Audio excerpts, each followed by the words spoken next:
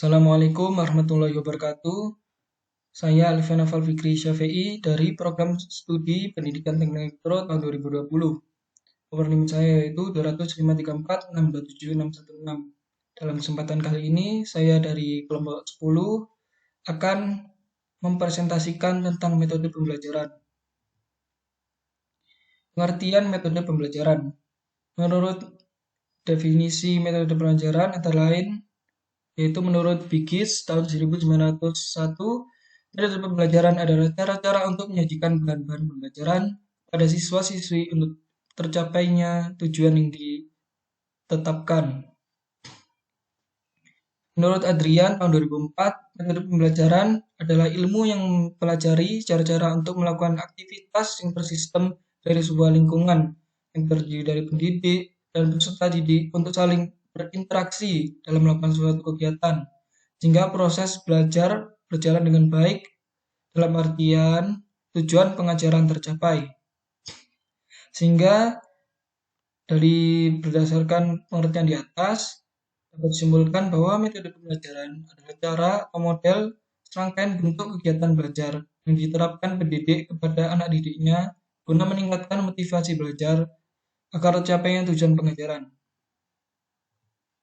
Prinsip-prinsip metode pembelajaran.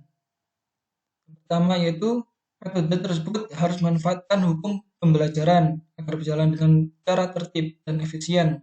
Hukum tersebut menyangkut kesiapan, latihan, dan akibat. Harus dipertimbangkan dengan baik dengan segala jenis pembelajaran. Metode tersebut berdasarkan atas teori dan praktek yang bertujuan menyatukan kegiatan pembelajaran. Metode tersebut harus memperhatikan perbedaan-perbedaan individual. Lalu, metode tersebut harus merangsang kemampuan berpikir dan nalar serta memberikan motivasi, latihan, peninjauan kembali, penelitian, serta evaluasi.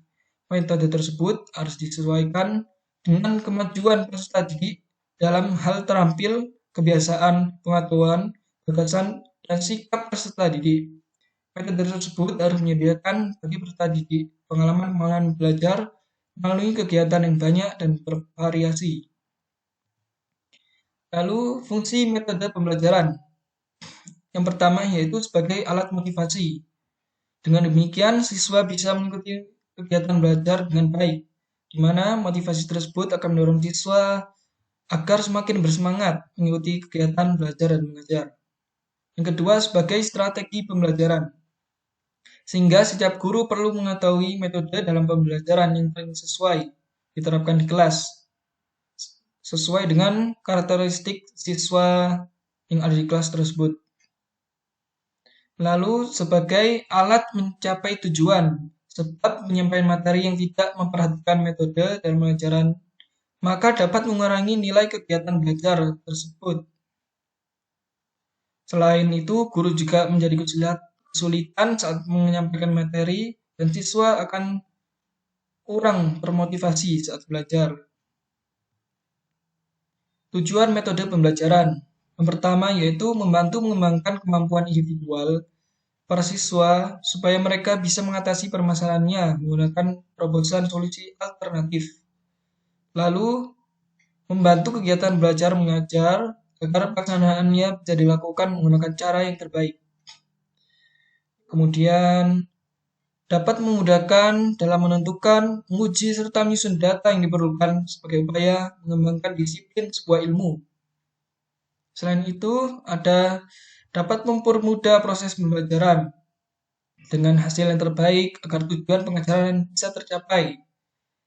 Tujuan selanjutnya dapat mengantarkan suatu pembelajaran ke arah yang ideal secara tepat, cepat, dan sesuai harapan. Lalu proses pengajaran bisa berjalan dengan suasana yang lebih menyenangkan serta penuh motivasi sehingga siswa mudah memahami materi.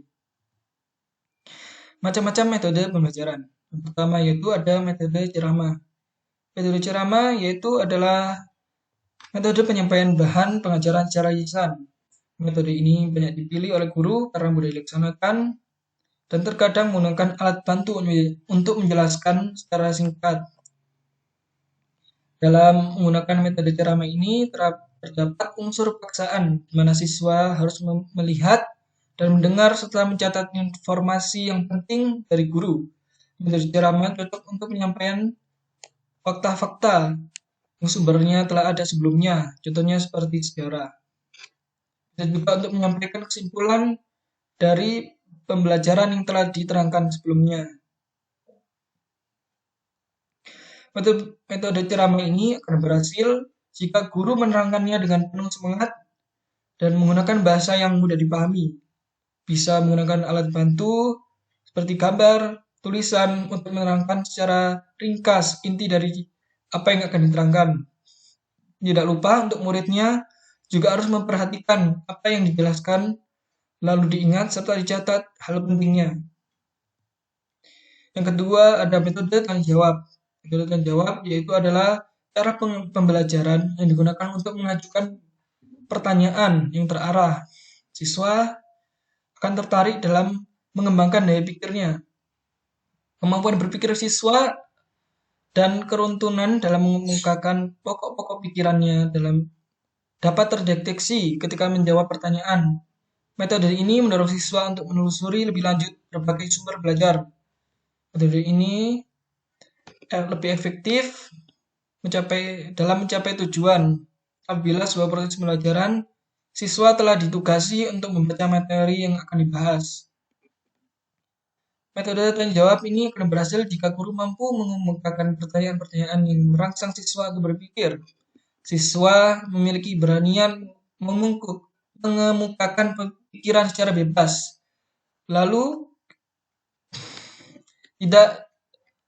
pertanyaan tidak untuk siswa tertentu atau siswa akan digilir untuk menjawab dari pertanyaan. Yang ketiga ada metode diskusi. Metode diskusi sendiri adalah cara pembelajaran dengan memunculkan masalah. Dalam diskusi terjadi tukar-menukar gagasan atau pendapat untuk memperoleh kesamaan pendapat.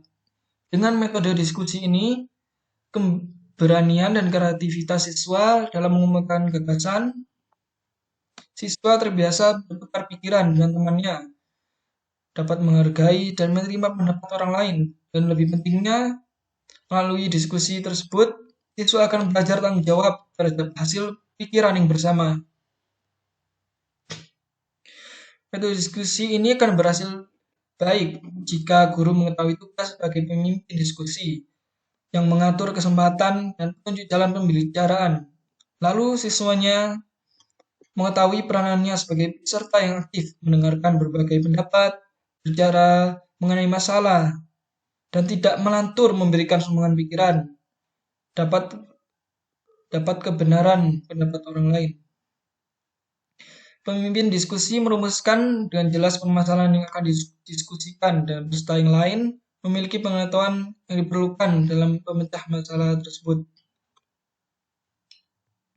Yang keempat yaitu metode pemberian tugas belajar atau resistansi. Metode ini berarti guru memberikan tugas tertentu agar siswa melakukan kegiatan belajar.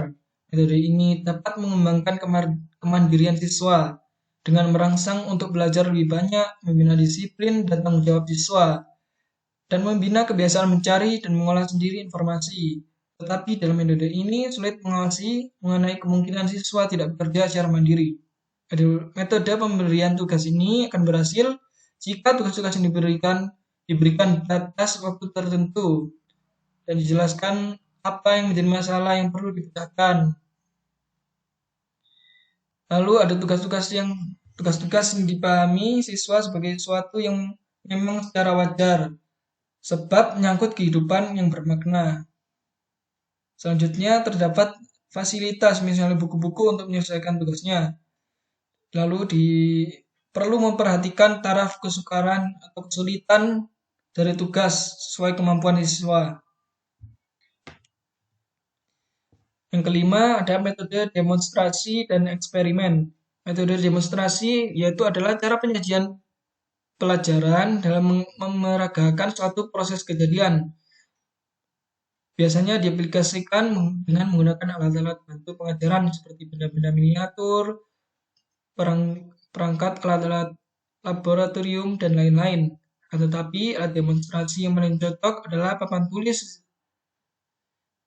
yaitu dapat mengingat fungsinya, yaitu multifungsi, multiproses. Dengan menggunakan papan tulis, siswa dapat mengajarkan objek, sebuah skema, dan dapat menghitung matematika dan lain-lain. Pemeragaan konsep serta fakta yang memungkinkan. Metode demonstrasi dan eksperimen akan berhasil jika guru sebelumnya telah dapat mengumpulkan alat-alat yang diperlukan. Lalu semua siswa dapat mengikuti demonstrasi dan eksperimen. Guru telah menetapkan secara garis besar langkah-langkah untuk demonstrasi atau eksperimen, serta perkiraan jumlah waktu yang diperlukan. Selanjutnya ada metode kerja kelompok. Metode pembelajaran dengan pemberian tugas dalam berkelompok, yaitu sebuah di mana sebuah anggota harus terlibat karena untuk mencapai keberhasilan kelompok, sehingga anggota kelompok saling membantu. Metode ini dapat menyatukan perbedaan individual siswa-siswa dalam bidang kemampuan belajar atau minat, memberikan pengalaman organisasi dan mengolah pengetahuan yang telah dimiliki untuk memecahkan suatu masalah kelompok. Metode belajar yang sering yakni tiap kelompok berkelompok mempelajari materi untuk dibahas dan dikerjakan dengan teman sekelompoknya. Metode kerja kelompok akan berhasil jika guru memberikan tugas pada setiap kelompok untuk dilaksanakan tanpa memberikan bantuan. Guru mengamati kegiatan setiap kelompok, serta ketua kelompok menjaga agar pembicaraan dalam kelompok tidak menyimpang dari pokok permasalahan. Siswa mengetahui dengan jelas tugasnya dan kewajibannya dalam kelompok serta waktu yang tersedia. Metode karya wisata. Metode karya wisata adalah cara penyajian dengan membawa siswa mempelajari materi pembelajaran di luar kelas. Karya wisata memanfaatkan lingkungan sebagai sumber belajar, dapat merangsang kreativitas siswa. Informasi dapat lebih luas dan aktual. Siswa dapat mencari dan mengolah sendiri informasi, tetapi karya wisata memerlukan waktu yang panjang dan biaya, dan perencanaan dan persiapan yang cukup lama. Metode karya wisata akan berhasil jika guru menyelidiki apakah objek karya wisata itu cocok untuk mencapai tujuan. Lalu semua siswa dapat mengunjungi objek karya wisata serta kembali dengan mudah. Selain itu, perlu memperhitungkan waktu yang tersedia. Sebelum karya wisata, siswa diberitahukan pokok-pokok yang akan perlu diperhitungkan. Lalu pembiayaan karya wisata tidak terlalu dibebani kepada siswa. Selanjutnya ada metode diskusi kasus. Metode ini berbentuk penjelasan tentang masalah, kejadian, atau situasi tertentu. Kemudian siswa ditugasi mencari alternatif pemecahannya. Metode ini dapat digunakan untuk mengembangkan berpikir kritis dan menemukan solusi baru dari sebuah topik yang dipecahkan. Metode pemecahan masalah selanjutnya itu ada metode problem solving, yaitu pemecahan masalah. Adalah penggunaan metode kegiatan pembelajaran dengan jalan melatih siswa menghadapi berbagai masalah, baik itu masalah pribadi, perorangan, maupun masalah kelompok, untuk dipecahkan sendiri atau secara bersama-sama. Pembelajarannya adalah investigasi dan penemuan pada dasarnya adalah pemecahan masalah. Oke, mungkin masih banyak contoh-contoh lain dari metode pembelajaran. Mungkin sekian dari presentasi dari saya. Terima kasih atas perhatiannya. Wassalamualaikum warahmatullahi wabarakatuh.